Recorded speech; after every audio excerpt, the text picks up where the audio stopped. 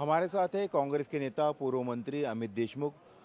अमित जी, मुंबई में बारिश हो रही है और बारिश के कारण हमने देखा कि दुर्घटनाएं भी हो रही है। कल एक स्टूडेंट्स की 11 साल का स्कूल वैन पेड़ गिर गया, मौत हो गई। मलबार हिल में एक 3 मंजिला इमारत का कुछ पार्ट गिर गए, हिस्सा गिर गया और उसमें एक 51 ईयर्स बुजुर्ग की मौत हो गई।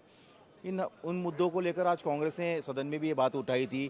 क्या कहेंगे इस पूरे मुद्दे को लेकर, इन जो बारिश से जो मुंबई में हो रहा है असर, उसको लेकर? मुंबई की बारिश से जो आम आदमी अपनी जान गंवा बैठे हैं वो बहुत ही दुर्भाग्यपूर्ण है।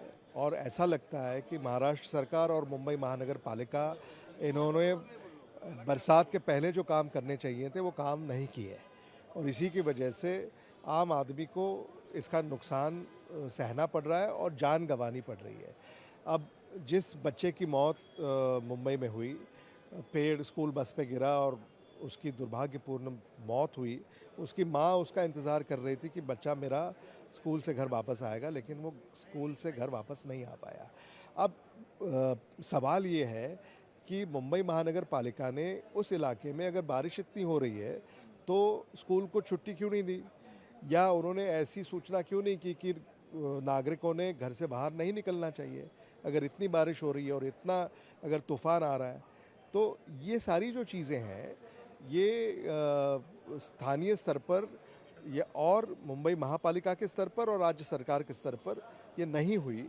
अब ये बात सामने आ रही है और मुझे ऐसा लगता है कि इन्होंने जो काम करना चाहिए था बरसात के मौसम के पहले, इन्होंने काम नहीं किया और इसकी वजह से इसकी कीमत आम आदमी को चुकानी पड़ रही है। आज सदन में भी जब ये मुद्दा कांग्रेस ने उठाया तब सरकार की तरफ से सुनने के लिए भी कोई तैयार नहीं था। जवाब देना तो बहुत दूर की बात है। दूसरी बात है कि जिस तरह से ऑपरेशन टाइगर चल रहा है, हमने देखा कि पहले सांसद फूटे, फिर एमएलसी सचिन अहिर चले गए उनके पार्टी में, वो उपसभापति जो है डिप्टी चेयरमैन बन गए हैं विधान परिषद में। ऑपरेशन टाइगर लगातार चलता रहेगा, ये कहना है सत्ता पक्ष का।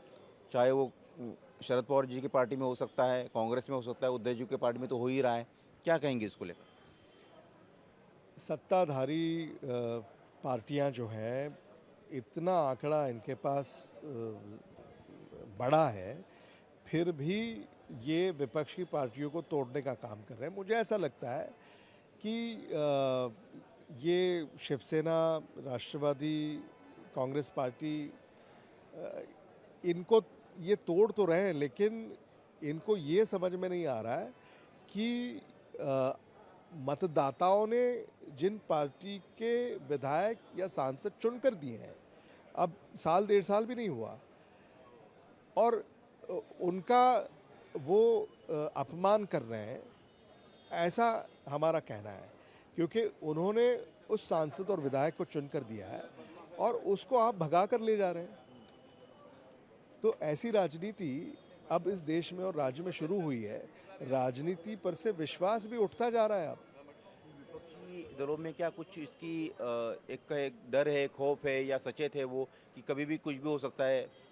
आज नहीं, मुझे ऐसा लगता है कि माहौल बिगड़ता जा रहा है राजनीतिक, और ऐसा माहौल बनाया जा रहा है कि अब आप सत्ता पक्ष में आए, वरना आप कुछ काम नहीं कर सकते। जहाँ से आप चुन कर आए, जिस क्षेत्र से आप चुन कर आए, वहाँ पर सरकार पैसे भी नहीं देगी। तो ऐसा माहौल बनाया जा रहा है और इस वजह से ये सारी चीज़ें हो रही हैं, ऐसा मेरा मानना है। आजकल ये भी है कि अभी जो सांसद जो है वो शामिल हुए एनडीए में या उनके सहयोगी दलों में, जैसे शिंदे शिवसेना में 6 सांसद शामिल हुए, उनमें से केंद्र में अगर कैबिनेट रीशफल होता है तो उनको उसमें जगह मिल सकती है। श्रीकांत शिंदे का नाम चल रहा है, संजय बंडू जाधव इनका नाम चल रहा है, ओम राजे निम्बालकर इनका नाम चल रहा है। नहीं, अब केंद्र सरकार में कौन मंत्री बनता है इस पर मैं तो टिप्पणी नहीं कर सकता। जो बनेंगे उनको शुभकामनाएं। और शायद कुछ लोगों को अगर तोड़ा गया है तो उनको मंत्री बनाएंगे, ऐसा कहा होगा। एक आखिरी सवाल पूछना चाहूँगा कि एनसीपी मर्जर की बातें आ रही है। विजय वडेट्टीवार कह रहे हैं कि कांग्रेस में 2 विचारधाराएं हैं, कुछ मर्जर के समर्थन में, कुछ मर्जर के समर्थन में नहीं है। अगर एनसीपी शरद पवार की पार्टी के लोग कांग्रेस में विलय होते तो कांग्रेस की ताकत बढ़ जाएगी। आपको क्या लगता है कि ये क्या मर्जर की बातें सच में हो रही है कि सिर्फ ये अटकल है?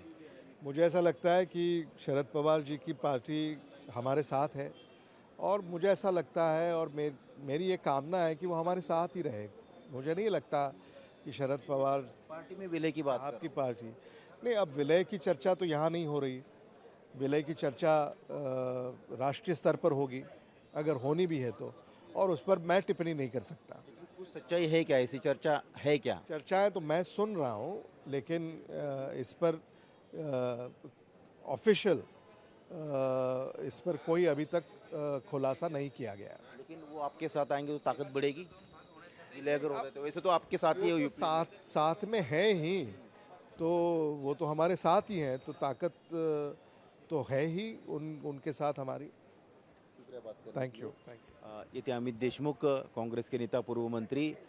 कॅमेरामॅन संतोष देवटी के साथ चौधरी, इंडिया टीव्ही, मुंबई।